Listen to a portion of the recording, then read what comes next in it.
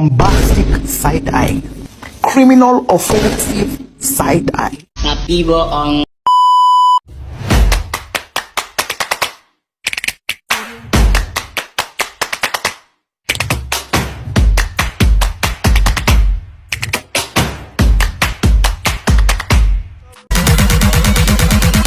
Welcome to the Baseface Network.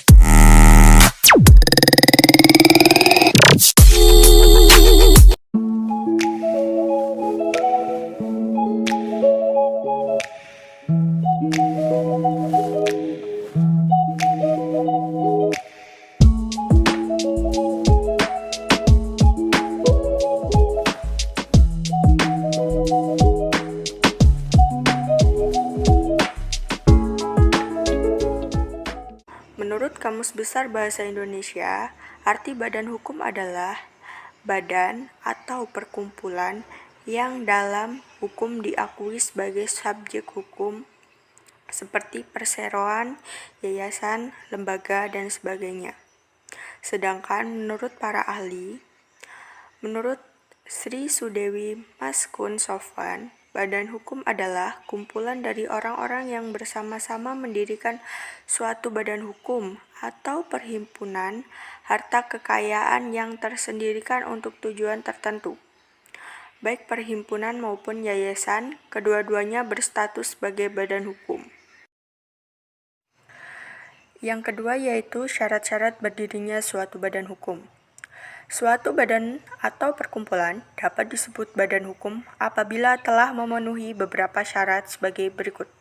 Yang pertama, terdapat harta kekayaan yang terpisah dari kekayaan pribadi orang-orang yang terlibat dalam badan atau perkumpulan tersebut. Yang kedua, ada suatu tujuan yang jelas dan spesifik yang ingin dicapai oleh badan atau perkumpulan tersebut. Yang ketiga, terdapat kepentingan yang dimiliki secara bersama-sama oleh sekelompok orang yang menjadi bagian dari badan atau perkumpulan tersebut. Yang keempat, terdapat suatu struktur organisasi yang teratur dan terencana untuk mengatur aktivitas dan keputusan yang dibuat oleh badan atau. Yang ketiga, jenis badan hukum. Badan hukum terbagi menjadi dua jenis, yaitu badan hukum publik dan badan hukum private. Yang akan kita bahas pertama adalah badan hukum publik. Badan hukum publik adalah badan hukum yang dibentuk oleh pemerintah untuk kepentingan publik atau negara. Badan-badan hukum ini merupakan bagian dari badan-badan negara dan diatur oleh peraturan perundang-undangan. Contohnya, Undang-Undang Dasar 1945 yang mengatur tentang Negara Republik Indonesia. Yang kedua, pemerintah daerah tingkat 1 dan 2 diatur oleh Undang-Undang Nomor 22 Tahun 1999 dan peraturan perundang-undangan lainnya. Yang ketiga, Bank Indonesia diatur oleh Undang-Undang Nomor 23 Tahun 1999. Sedangkan bank-bank milik negara lainnya diatur sesuai dengan peraturan perundang-undangannya masing-masing. Yang keempat, perusahaan milik negara diatur sesuai dengan undang-undang yang berlaku bagi masing-masing perusahaan. Yang kedua, badan hukum privat. Badan hukum privat atau badan hukum keperdataan merujuk pada badan hukum yang dibentuk untuk kepentingan individu. Badan hukum ini adalah milik swasta dan didirikan oleh individu-individu sesuai dengan hukum yang berlaku secara sah untuk tujuan tertentu. Beberapa contohnya adalah 1. Perseroan terbatas diatur dalam KUHD dan juga diatur dalam Undang-Undang Nomor 40 Tahun 2007. Yang kedua, firma diatur dalam KUHD. Yang ketiga, persekutuan komanditer atau CV diatur dalam KUHD. Yang keempat, perbankan diatur dalam Undang-Undang Nomor 10 Tahun 1998. Yang kelima, koperasi diatur dalam Undang-Undang Nomor 17 Tahun 2012. 6. Partai politik diatur dalam Undang-Undang Nomor 2 Tahun 2011. Yang ketujuh, organisasi kemasyarakatan diatur dalam Undang-Undang Nomor 17 Tahun 2013. Yang kedelapan, yayasan diatur dalam Undang-Undang Nomor 16 Tahun 2001 dan diubah oleh Undang-Undang Nomor 28 Tahun 2004 tentang perubahan atas Undang-Undang Nomor 16 Tahun 2001 tentang yayasan. 4. Teori badan hukum. Dalam ilmu pengetahuan hukum terdapat beberapa teori mengenai badan hukum yang berbeda-beda. Berikut adalah teori yang sering dikutip oleh para ahli hukum. Yang pertama, teori fiksi. Teori ini dipelopori oleh Friedrich Karl von Savigny. Menurut teori ini, badan hukum hanya diciptakan oleh negara. Badan hukum hanya merupakan fiksi atau hayalan semata yang pada kenyataannya tidak ada namun diakui sebagai subjek hukum yang dapat melakukan perbuatan hukum seperti manusia.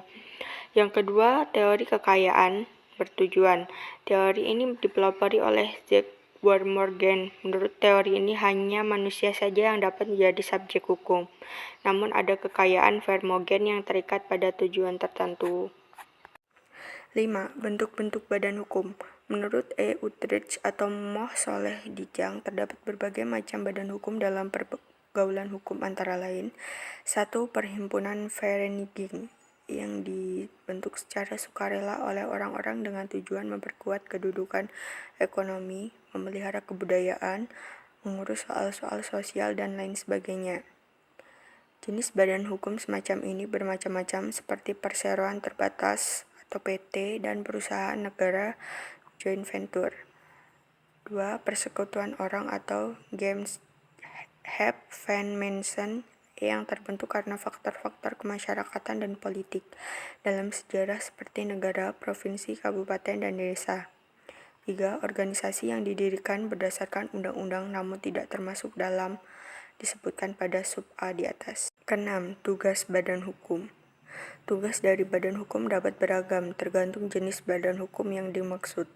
Sebagai contoh, tugas dari perseroan terbatas atau PT adalah untuk menghasilkan laba bagi pemegang sahamnya dan memastikan kelangsungan usaha yang berkelanjutan. Sedangkan tugas dari yayasan adalah untuk menjalankan kegiatan amal atau sosial sesuai dengan tujuan yang diamanatkan dalam akta pendirian yayasan. Secara umum, tugas-tugas yang dapat dilakukan oleh badan hukum adalah sebagai berikut. Yang pertama, melakukan kegiatan usaha atau bisnis seperti produksi, distribusi, dan penjualan barang atau jasa. Yang kedua, menjalin hubungan dengan pihak lain, baik dalam bentuk kontrak maupun non-kontrak seperti kerjasama dengan perusahaan lain atau pemerintah. Yang ketiga, menjaga keberlangsungan usaha atau organisasi yang terkait dengan badan hukum seperti menjamin ketersediaan sumber daya manusia, modal, dan aset. Yang keempat, melaksanakan tanggung jawab sosial dan lingkungan seperti memenuhi standar lingkungan dan berkontribusi pada masyarakat setempat.